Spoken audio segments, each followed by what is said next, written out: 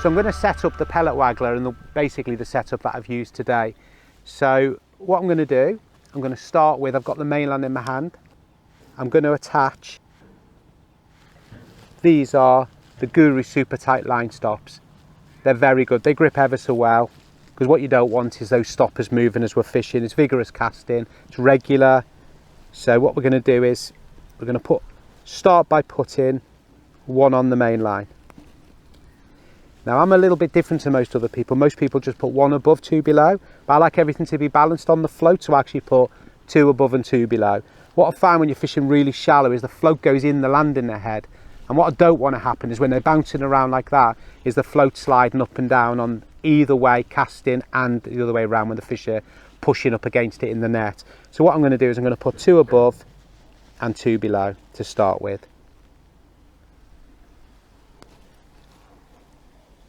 So as you can see, I've now got two line stops basically above. I'll push them up a little bit, give it a bit of room. Then what I'm going to do is I get one of the Guru Waggler adapters. They're one of the Waggler swivels. Now these are brilliant because the shape is dead right. Most pellet wagglers have got swivels attached, or they've got plastic holes through them like the wagglers I've fished today. And they kind of sit in the arc of them, they don't get trapped at angles. So what I'm going to do now is just slide one of those on to the main line, and that now buffers up against the two of the first stop sliding line stops that I've slid on.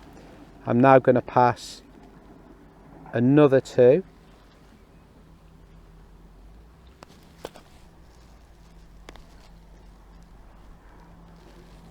and you can actually put them on together, so you don't need to do thread one and another. You can actually put those on literally as two. So I'm going to slide those right up against. So now what we've got is that. So you've got two sliding float stops above and two below, and then you've got your waggler adapter in the middle. And that's how I transport the setup to the bank. I don't put the waggler on until I get here, like I did today. I decided on what float I was going to fish once I'd had a cast, seen what the conditions were like. And you can always take, the good thing about fishing them on an adapter is you can always just take any float off and change as the session goes along. So that's that. Now the next thing, I make a fairly big loop, just a double overhand, or you can just do a figure of eight, but I use a double overhand because I like a big loop. And what I'll do is just pass it over one finger, pass that through twice, wet it, pull it together, and that's about 1.25 inches long, and then just trim that up. And what I like about that, what I like about having those longer loops is it just gives that little bit of resistance as it's falling round. Once you feather your line, the pellet falls down the back of, obviously away from your waggler. Just put a bit of line down there. So now what you've basically got is you've got your swivel, your two stop knots. They're not going to go anywhere unless you want to move, change depth. You know, like I've done today, I've started at 1 metre and I've ended up coming down about 1 foot, and then you've got quite a big loop. And a good thing about having a big loop as well is, which we'll show you now, is you get your hair rig. So if I just take that off there, where's that pin gone? And you can pass that through with ease. So I can take that off the spool, the EVA spool, and always put the loop over the loop first. So, and the good thing about having a big loop, as you'll see, is not only does it give you that bit of resistance, so you like a section of doubled up line, but it's also easy to drop the band and the hook straight through it like that, and just put it over. And now what you've got now is you've got that set up, so you've got that loop on there.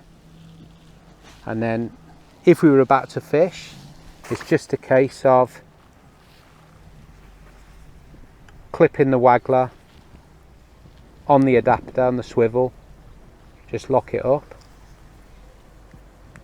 like so, and there's your pellet waggler setup.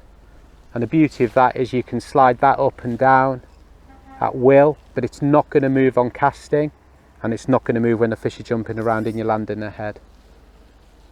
and that is it. It's as easy as that.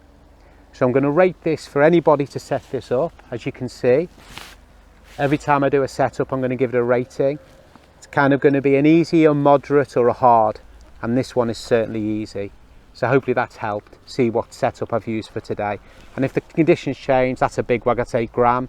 You can swap that to 6 if you need to, go bigger if you need to, or the type of pellet waggler you use. And you can see they sit on those adapters really well.